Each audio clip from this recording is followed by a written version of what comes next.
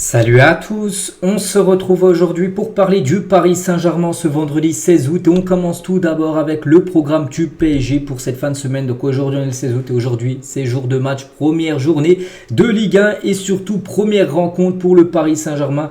Déplacement du côté du Havre, c'est ce soir à 20h45. On va parler bien évidemment de cette rencontre et ce match ce soir entre le Havre et le PSG est tout simplement le match d'ouverture de cette nouvelle saison de Ligue 1 avec 18 équipes, donc 17 adversaires différents pour le Paris Saint-Germain au Parc des Princes et bien évidemment lors des matchs à l'extérieur dans tous ces stades-là.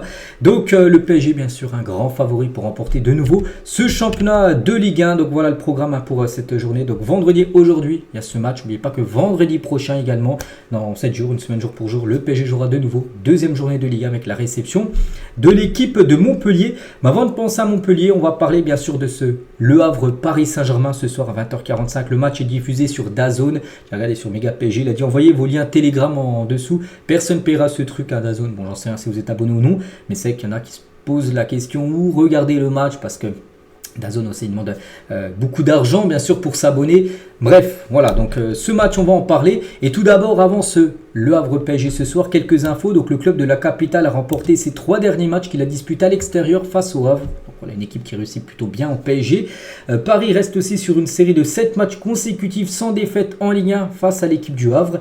La saison passée, les Parisiens n'ont subi aucune défaite à l'extérieur en championnat, réalisant même une série d'invincibilité de 17 matchs avec saison dernière. Le PSG a perdu 0 match à l'extérieur. Donc là, c'est nouvelle saison, un match à l'extérieur en espérant que cette série de la saison dernière, aucune défaite, continue dès ce soir sur cette nouvelle saison.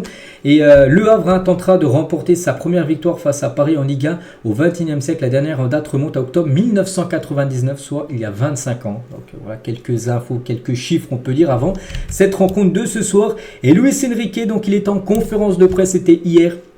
Après l'entraînement hier jeudi, donc il a fait une conférence de presse, sa première pour un match bien sûr officiel. Cette saison sera excitante et tout d'abord j'espère que mon équipe va continuer à s'améliorer afin de faire disparaître les doutes. Je suis très content de l'équipe que j'ai, notre objectif est d'améliorer l'effectif, on cherche un effectif de très haut niveau. Et voilà ce qu'il peut dire malgré quelques départs, surtout celui d'Mbappé bien évidemment, parce que c'est quand même un joueur qui te mettait 50 buts par saison. Il dit qu'il est très content de l'effectif actuel. La concurrence est-elle plus vive cette saison avec des clubs qui sont beaucoup renforcés? Marseille par exemple, un rival du PSG. Marseille a beaucoup vendu mais beaucoup recruté. Et surtout Marseille joue pas la Coupe d'Europe. Ça peut peut-être être un concurrent. L'AS Monaco aussi qui a fait un beau mercato. Il a dit dans un premier temps, on a cette impression l'an dernier, ce n'était pas un championnat facile. On a un très haut niveau pour éviter qu'un autre nous vole le titre bien évidemment. Mais il faut faire attention bien évidemment, même si le PSG... Voilà, pour moi, il y a de fortes chances qu'il remporte de nouveau le championnat. Donc le PSG a-t-il besoin d'un leader médiatique? Il a dit le mercato est comme il est. C'est très difficile pour nous parce qu'on a déjà une grande équipe. Je suis très content de tous les joueurs qu'on a recrutés. On va continuer de développer notre projet parce qu'un leader médiatique, c'est dire quelqu'un, voilà, une méga star. Donc à l'époque, tu as eu un Messi, tu as eu un Neymar. Vous avez compris ce genre de joueur, vraiment une méga star. Voilà. Après, il a dit que le mercato est comme il est. Voilà, peut-être maintenant le PSG en plus change sa vision du mercato en recrutant plutôt des jeunes joueurs que des super noms, des superstars comme le PSG le faisait dans le passé. On a recruté un joueur par ligne la saison dernière. J'ai une pleine confiance dans ceux qui sont là. Le leader de l'équipe, c'est le PSG, c'est le club, c'est le collectif. En tant qu'équipe, nous allons être plus solides en défense et en attaque. Combien de recrues attendez-vous encore? Il a dit on ne sait pas. On restera ouvert jusqu'au dernier jour. Donc là, pour l'instant, il y a 3 recrues officielles. Une 4e qui est très proche des Doué ou... Normalement, ça va être officiel aujourd'hui, j'ai dit hier. J'ai dit c'était soit hier, soit aujourd'hui. Donc, il y a des chances que ce soit aujourd'hui. Nous n'avons pas pu nous entraîner autant que nous le voulions. Mais voilà, ça se peut qu'il y ait encore 1, 2, 3 recrues encore supplémentaires avant la fin du mercato. Pourquoi vous accentuez le mercato sur les jeunes? Comme j'ai dit, maintenant c'est plutôt sur la jeunesse que sur les grands noms. Il a dit tout dépend de nos opportunités. Certains joueurs convoités n'ont pas été libérés par leur club. Nous considérons que les recrues viennent renforcer l'équipe. Ils doivent maintenant s'adapter.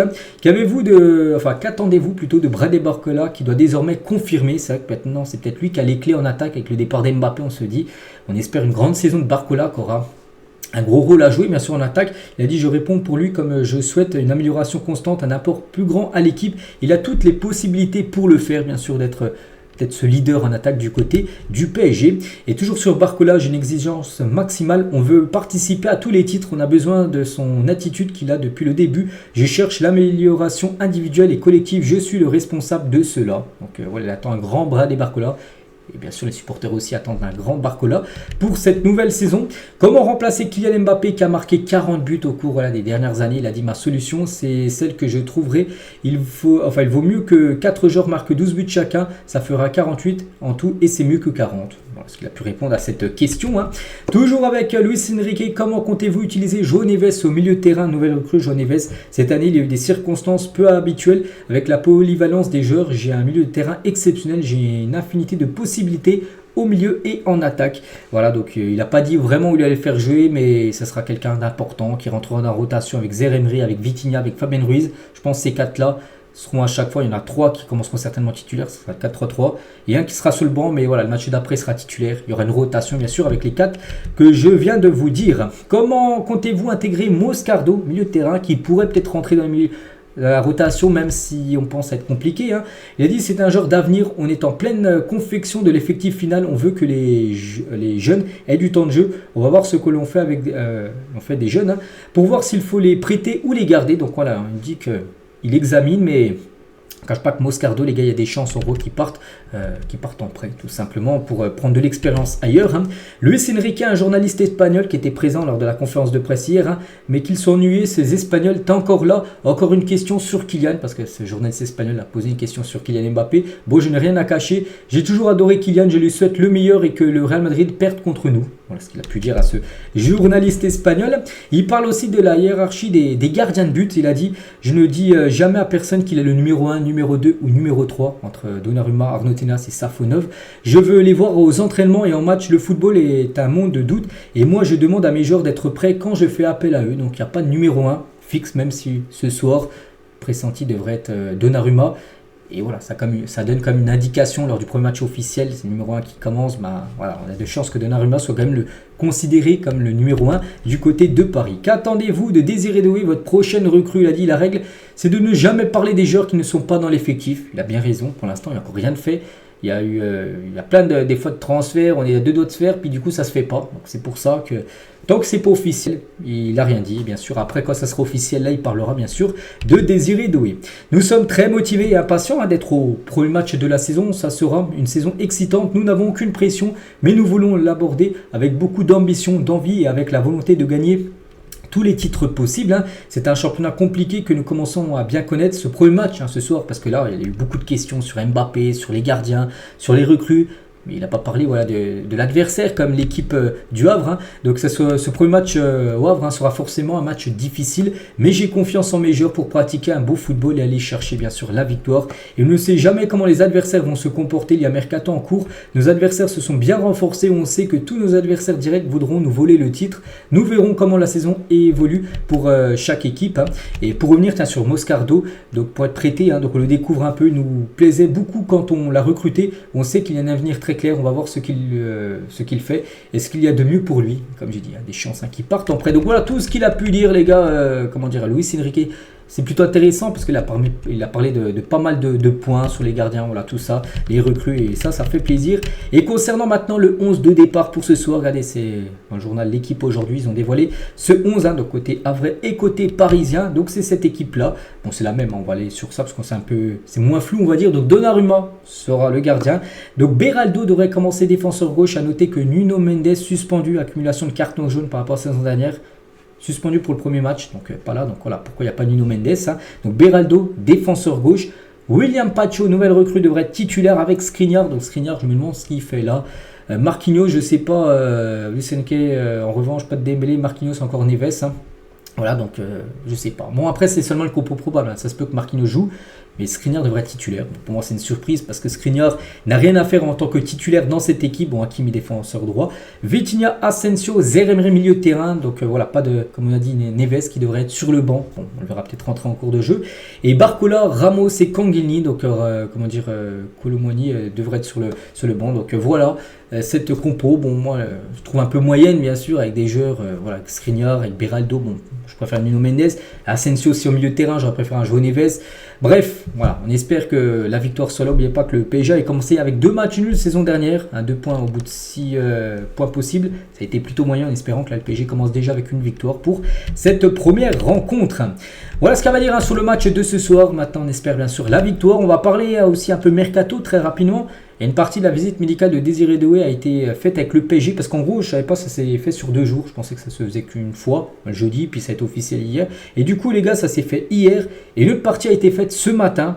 Donc voilà, si tout est ok ce matin, et ben il passera ensuite pour signer son contrat. Et normalement aujourd'hui, voire peut-être demain, mais normalement voilà, s'il passe sa visite médicale ce matin, normalement là cet après-midi, voire ce soir, ça sera officiel concernant la Désiré Doué. Même Fabrizio Romano il dit, il deviendra un joueur du Paris Saint-Germain normalement aujourd'hui vendredi. En revanche, Ryan Cherki ne fait pas partie des plans du club. Pourtant, Foot Mercato, ils avaient mis que le PSG aurait relancé la piste Ryan Cherki. Mais voilà, Fabrizio Romano a réagi, il a dit que non, le PSG ne devrait pas revenir aux négociations. Le PSG aurait d'autres idées en tête que faire venir Ryan Cherki. Concernant Sancho, c'est peut-être ça une idée en tête et on espère, enfin moi je préfère Sancho à Cherki.